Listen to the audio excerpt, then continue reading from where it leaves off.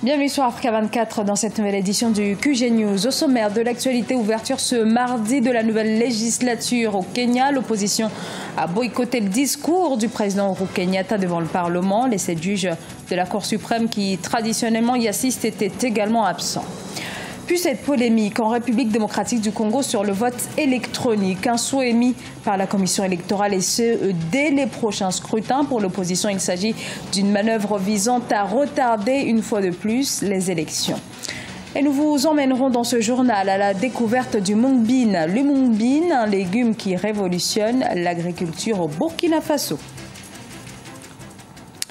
Au Kenya, le chef de l'État sortant Uhuru Kenyatta a officiellement ouvert ce mardi la nouvelle législature. Chef de l'État dont la réélection a été invalidée par la Cour suprême et l'opposition qui se base justement sur cette invalidation a jugé illégitime l'introduction de cette législature par le président sortant. L'opposition qui a préféré boycotter la cérémonie. Patricia Dubois.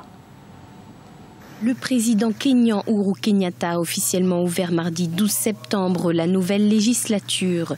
Une séance parlementaire boycottée par l'opposition, la National Super Alliance, le parti de Raila Odinga, grande absente de la séance après l'invalidation par la justice du scrutin présidentiel. Avec 41 sénateurs élus et nommés, nous pouvons faire des affaires au Sénat sans qu'un seul membre de la NASA ne soit présent. À l'Assemblée nationale, nous sommes largement majoritaires, ce qui signifie que nous pouvons même changer la constitution du Kenya sans la présence d'un seul membre de la NASA. La constitution kenyane impose habituellement au président de la République de convoquer le nouveau Parlement dans les 30 jours suivant une élection législative. Mais l'opposition a estimé qu'Uhuru Kenyatta n'avait pas la légitimité pour le faire. Les 7 juges de la Cour suprême qui traditionnellement y assistent étaient également absents. Peu importe que le bruit politique soit plus fort pendant les élections, je veux assurer à chaque Kenyan et le monde que chaque branche de ce gouvernement est en place et opérationnelle. Il n'y a pas de vide, pas de lacune. Alors que le président Kenyatta s'exprimait devant le Parlement, la NASA tenait un meeting électoral dans la ville de Kibera. Le chef de l'opposition Raila Odinga y a comparé l'ouverture de la nouvelle législature à une réunion électorale de jubilé. De son côté, le chef de l'État a déclaré qu'il était convaincu qu'il gagnerait le nouveau scrutin présidentiel du 17 octobre. Au Burundi, la conférence épiscopale appelle l'ensemble des acteurs de la crise à s'asseoir à la même table de négociation. Un appel au dialogue qui s'adresse directement au gouvernement qui a toujours refusé de discuter avec l'opposition en exil. Les négociations sont au point mort depuis plusieurs mois. Alors que le président Joseph Kabila a achevé son mandat fin décembre 2016 et qu'un calendrier électoral est toujours attendu pour une présidentielle avant la fin de l'année, la CENI émet l'idée d'un vote par voie électronique. Une annonce surprise fustigée par l'opposition car il pourrait en effet justifier un nouveau report des élections. Reportage à Jacques Ambouka. En mode électronique proposé par le président de la Commission électorale nationale indépendante suscite diverses réactions au sein de la classe politique congolaise.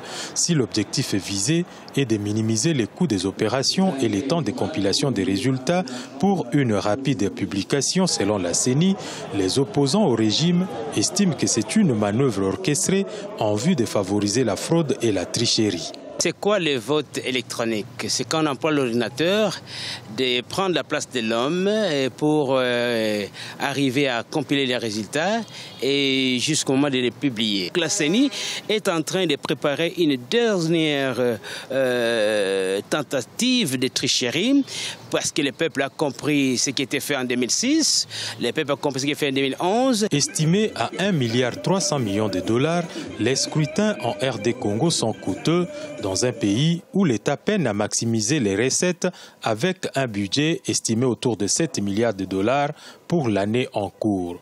Dans les milieux du pouvoir, on estime que toute possibilité pouvant réduire les coûts des scrutins est une bonne option qui doit cependant faire l'objet de discussions.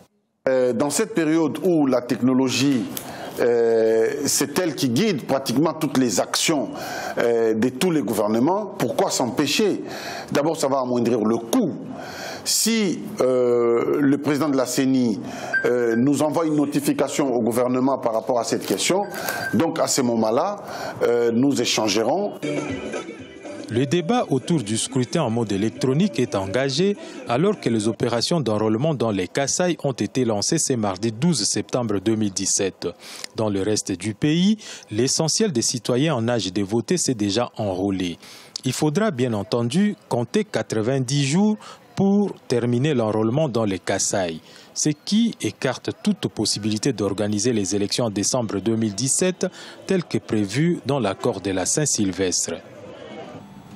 Au Burkina Faso, une nouvelle céréale fait fureur chez les agriculteurs. Il s'agit du mung bean, une variété du niébé. Et cette filière est aujourd'hui porteuse de beaucoup d'espoir chez les producteurs. Reportage de notre correspondant Jean-Paul Ouedraogo. C'est sur ce périmètre irrigué de 32 hectares de Bantokdo, dans la commune de Sourgoubila, à quelques encablures de la ville de Ouagadougou, qu'a été lancée la première moisson du mung bean, une nouvelle céréale officiellement présentée aux agriculteurs burkinabés en février 2017. 8 mois après sa découverte, l'heure est au bilan pour les communautés d'agriculteurs qui y ont cru. Légumineuse précoce, la culture de mung bean se révèle une filière très porteuse pour le Burkina, du fait qu'il commence par produire à partir du 45e jour et pendant les 150 jours suivants, malgré les poches de sécheresse. La destination première, c'était pour l'exportation, mais actuellement, j'ai la pleine certitude que la consommation sera nationale avant d'être exportée. Vendu à 300 francs CFA le kilogramme, la première moisson du mung bean a permis à 126 premiers producteurs, dont des femmes, de gagner après vente près de 2 millions de francs CFA. Cette année, 150 tonnes de céréales sont attendues sur le marché local. Elles seront récoltées dans les 13 régions du pays. Une performance qui convainc le Programme alimentaire mondial de soutenir la promotion de cette nouvelle filière qui se révèle un moyen endogène efficace pour nourrir l'Afrique. C'est une filière aussi qui tient compte de ce qui est variabilité climatique. Nous savons que nos pays, et surtout le Burkina Faso, fait partie des pays quand même où les variabilités climatiques peuvent compromettre la production de certaines filières. Or, avec le mung bean, on sait qu'on peut produire toute l'année avec les techniques adaptées qui ont bien évolué. Cultivé en Asie depuis des millénaires, le mung bean ou encore haricot mongo a été introduit au Burkina Faso il y a à peine une année. En raison des intérêts agronomiques et des vertus gastronomiques que sa culture suscite déjà, le mung bean est un bel exemple de circuit d'exportation à venir, estiment des spécialistes. De quoi nourrir des perspectives plus ambitieuses pour sa vulgarisation. C'est l'une des courses automobiles les plus périlleuses du continent. Il s'agit du Rally Mountain Gorilla. Voici le parcours. 280 km à travers la capitale Kigali et ses environs. Et à l'issue d'un parcours pour le moins agité, c'est le Kenyan Brian Manvir qui en est venu à bout. Corinne Kamdem. Ils étaient des centaines à assister au Rally Mountain Gorilla, l'une des courses automobiles les plus difficiles en Afrique, qui s'est tenue ce 8 septembre au Rwanda. Perchée au sommet des célèbres collines du pays, la course éprouvante de 280 km qui a couvert la capitale Kigali et les provinces de l'Est a attiré 19 conducteurs de différents pays, dont le Kenya, l'Ouganda, la Zambie et le Burundi. Il y a tellement de voitures qui utilisent 2 roues motrices plutôt que les 4 roues motrices et quant au temps, les laps sont très longs. Nous devons attendre environ 5 à 10 minutes, ce qui n'est pas très drôle. Sinon, le premier round de 4 roues motrices était très bien. Selon les organisateurs, ce rallye détient l'un des itinéraires les plus difficiles en raison du terrain montagneux. Sur les 19 voitures qui ont commencé la course ce vendredi 8 septembre, seulement 9 ont atteint la ligne d'arrivée.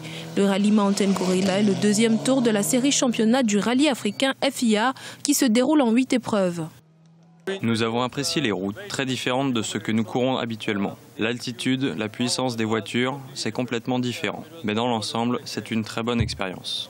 En tête du parcours, le pilote kényan Brian Manvir a remporté la course avec son Skoda Fabia R5. En deuxième place, le Rwandais David Giancarlo qui conduisait une Subaru Impreza.